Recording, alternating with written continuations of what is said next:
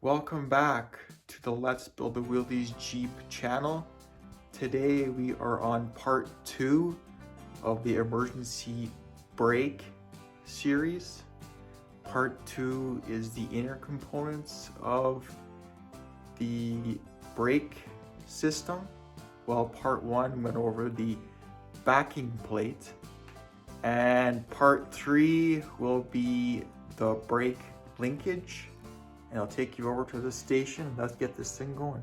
Part 1 was the install of the emergency brake backing plate in its right orientation and properly torqued to the transfer case with the lever installed and the brake shoe adjuster. But now we're going to install all the inner components that actually make the emergency brake work and actually stop the vehicle from moving. There are a few components that need to be installed, and I will go over all of them before we get the installation underway. The first one is the emergency brake drum, and those right there are the emergency brake shoes. This right here is the rear flange that will connect the emergency brake drum to the rear drive shaft. I am now going to go over all the components that are in the inner part of the emergency brake, and there are 6 different components. Starting from the left to right, this right here is the emergency brake shoe lever spreader. The next one is the emergency brake link rod assembly, and there is also 2 return springs. This right here is on the adjusting side, while this spring is on the anchoring side. As you can see, they actually are a little bit different.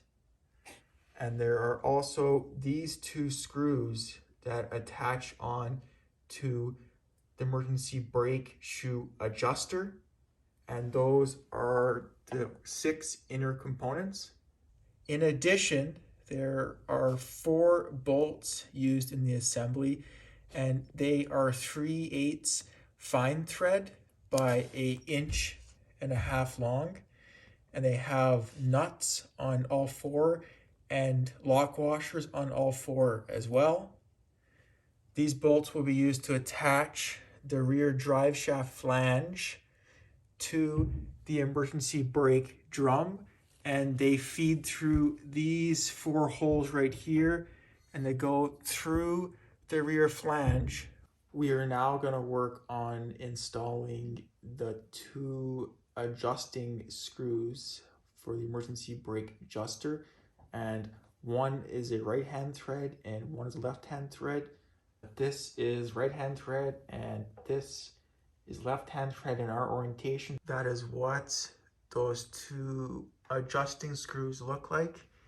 Just make them about even, and they can always be adjusted later on in this installation.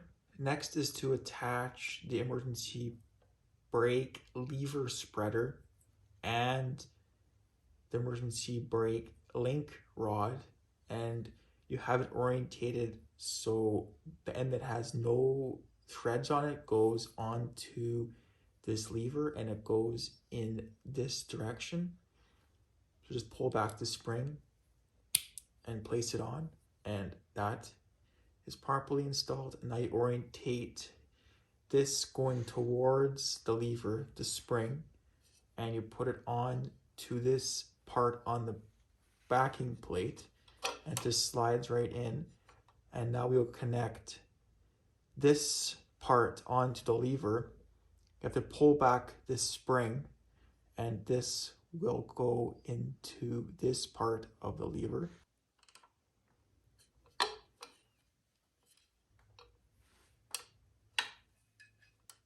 Before you install the brake shoes, make sure you tighten these 2 nuts together, because it'll be impossible to get to once the brake shoes are on. So just with 2 wrenches, tighten these nuts up firmly, and that will set that. And then just thread this all the way in until you can't go any further, until the threads stop, and then tighten them together, and that is good to go. Now it's time to install the brake shoes, but you have to make sure you have the right spring in the right spot, as it does make a difference. As we went over, this is on the adjusting side, and this one is on the anchoring side.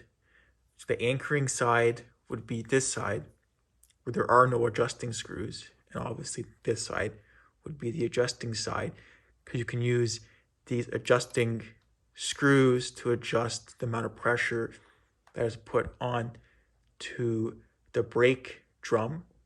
We are now going to install the emergency brake shoes, and we're going to have it orientated in the correct direction. So with this, I guess you could say lip, this goes towards the anchoring side, while the other side goes towards the adjusting side.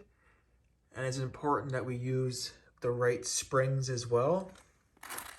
On the anchoring side, you use this spring with this kind of weird looking end, and this goes on the anchoring side, while the spring with the two hooks goes on the adjusting side.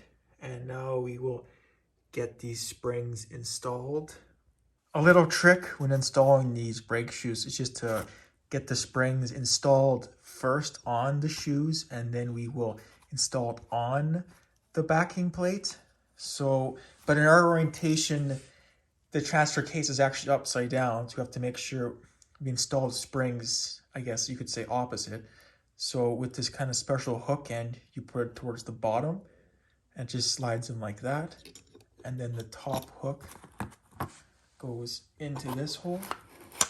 And this spring is used for the anchoring side. And then we're going to use the other spring on the adjusting side. And then just kind of see it just snaps in like that.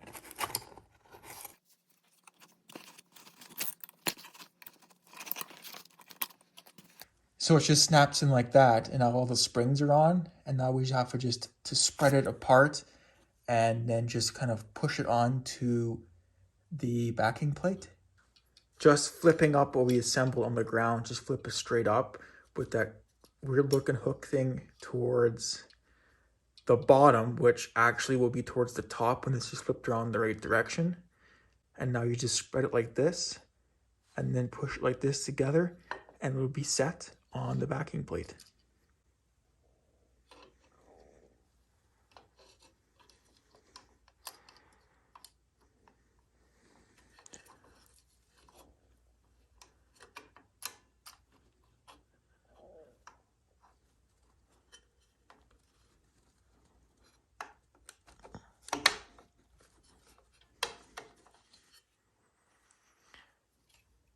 As you can see, no vice grips were used. It just slides on very easily. And these springs go underneath these little tabs right on the backing plate here.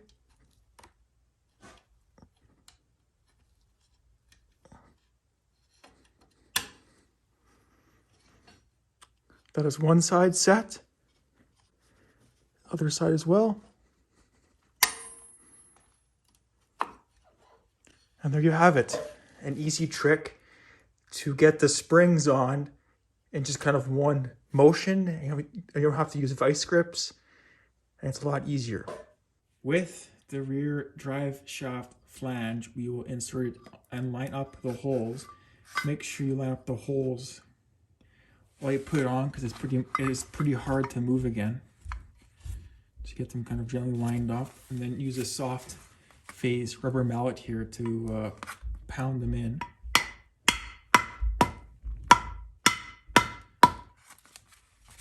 And as you can see, this has been set into the lip, and the bolt holes line up. And now you flip it over and insert your 1.5 3/8 fine thread bolts through the back here.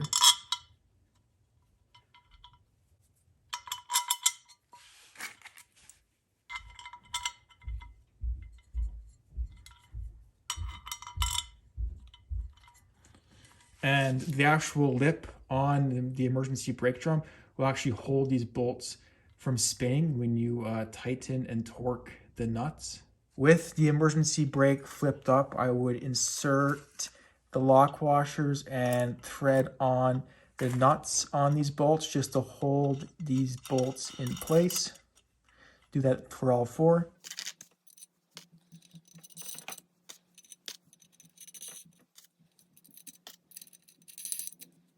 Now to install the brake drum onto the transmission, insert it in these little grooves and match them up with the transfer case.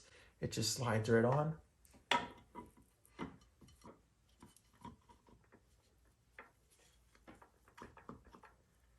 It's pretty finicky to get started, but it just slides right on. Make sure that the drum is not binding or it spins freely. And now you insert the washer and thread on the nut. Pound on the brake drum if necessary so there's enough room to put on the washer and the nut.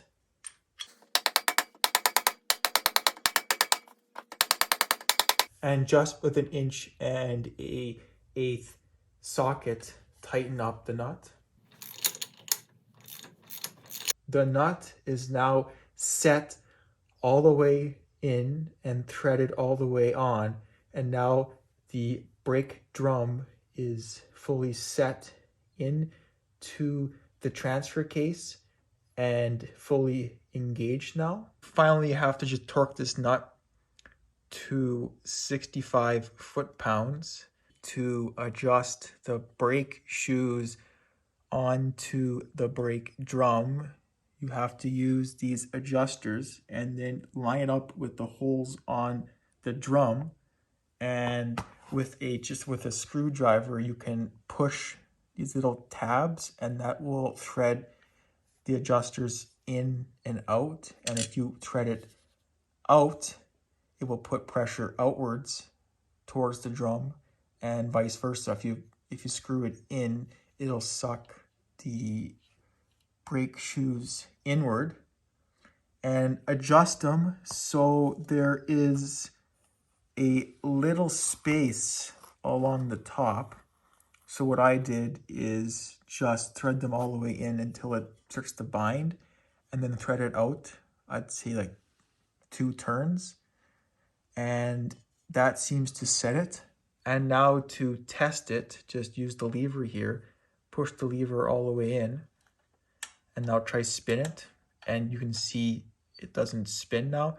So that means the emergency brake is engaged and will properly work when linked.